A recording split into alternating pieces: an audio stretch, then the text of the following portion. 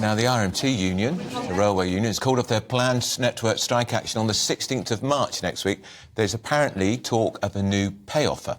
But this comes after months of ongoing disputes and disruption as commuters and travellers across Britain have seen their working life and plans affected by industrial action. So how has this all impacted our economy? Well, here to break down the latest figures from the Office of National Statistics is Liam Halligan with On the Money.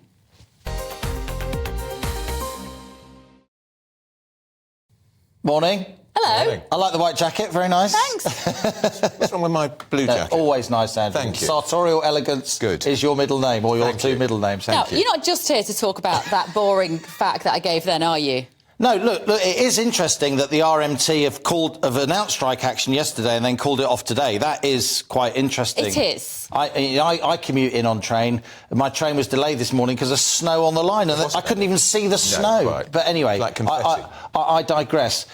We were talking in the break, Bev, Andrew and I, anyway, about our 70s childhood. Yes. Because we were harking back to the winter of discontent and so on. And quite interestingly, what's been released today by the ONS is the number of days that the economy has lost due to strike action. We hear a lot about the cost of putting these strikes right, tax money it would cost. You can't then pay other parts of the public sector if you're paying some parts of the public sector and so on. But it also really impacts overall growth, economic activity, and therefore jobs. And let's have a look at these numbers from the ONS. They've literally just been released, and we've put them in a rudimentary graphic, and GBNews radio listeners can bear with me, hopefully. Between June and December last year, 2022, the economy lost 2,472,000 days due to strike action, which is a huge amount. The workforce is about 28 million, right? So that's the number of days lost during that 6 months. And that averages out, Andrew and Bev, to 412,000 days lost per month on average.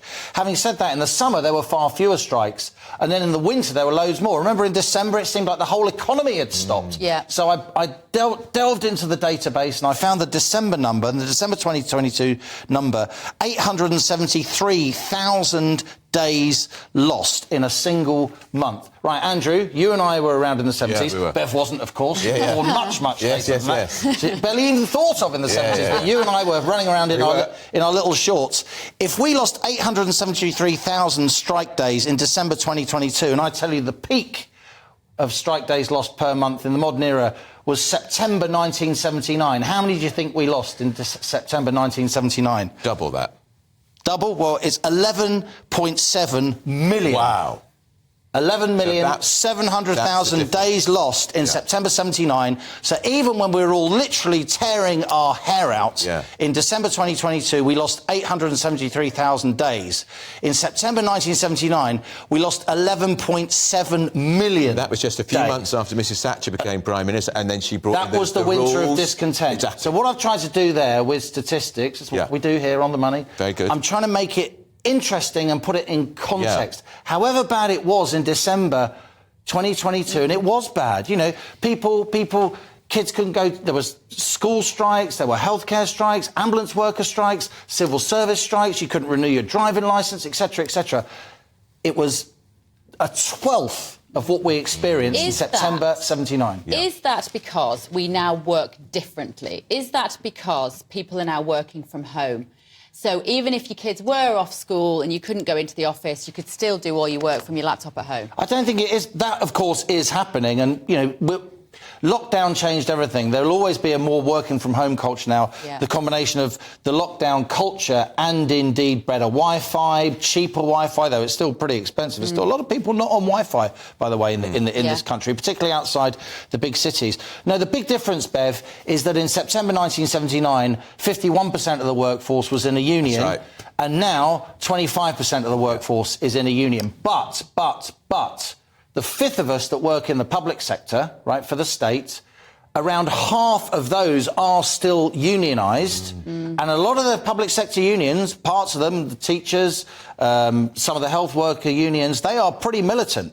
And there's definitely, in my view, a political agenda among the leadership of some of those unions. To try and bring down a Tory government. To try and bring down a Tory... I just think that's objectively true. You can see it from their rhetoric. Do you not sense as well, though, Liam, people have become fatigued by these strikes? They don't want to hear about it. Not more strikes, and they just move. I do think that, OK, there's never been a public opinion poll that I've seen that has supported teachers striking and university lecturers striking after, months, years in some cases of lockdown. 100,000 kids, ghost children, they haven't gone back to school because of lockdown. I think the teaching unions and the lecturers, with all respect to them, it's their right to strike. Yeah.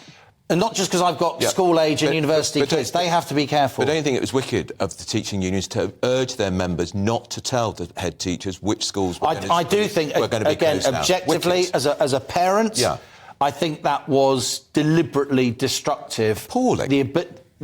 It was trying to sabotage the ability of head teachers to keep the show on the road. And indeed... And difficult for mums and dads to make plans for their child if they didn't know if the schools were closed or not. This is what happens when kids can't go to school, people can't go to work. That's right. And that really upends the economy. But I would say that it may be that with inflation coming down, we've got people talking about inflation at 3 or 4% by the end of this year. Currently it's still in double digits, 10.1% on the latest numbers. But as inflation comes down, it should be easier or less difficult, more accurately, to resolve these strikes because the pay increases will be less because inflation won't be so high. OK. It wasn't boring at all, Liam. Thank you. You're never boring. What a terrible suggestion from me. You're never boring.